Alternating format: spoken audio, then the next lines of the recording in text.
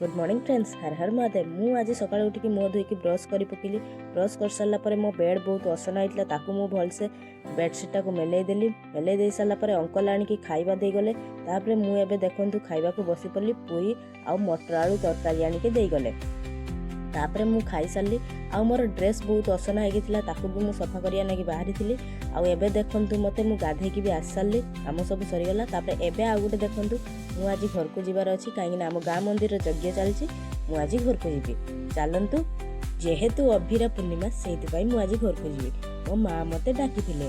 आउ एबे देखंतु मु बाहर की आसी सारली। मो भाई तले ठिया होइचंती। मु एबे चली आउ एटी देखंतु मो भाई गोटे पइड दे देले। तांकर गोटे मोर गोटे। भाई मु गोटे पइड को पी पकेलु। तापरे मु आसिक घर पहुंची गली। आउ एबे देखंतु घरे केही नांती, एका मो भौणी अछि काइना समस्त मंदिर रे अछंती। आउ एटी हमर यज्ञ भी चलीछि। आउ एटी मु चंदन दिया होउतला ताकू भी मु टिके लगे पकेली। राधे राधे। आउ एबे देखंतु मो भौणी भी चंदन लगाउछि। आ तापरे एबे देखंतु मते एबे लाइन होउछि। दीपर बेला खाइबा दिया होउछि भात आउ डालमा खट्टा। मु खाई सारली। एबे मो घर को पळी आसिली।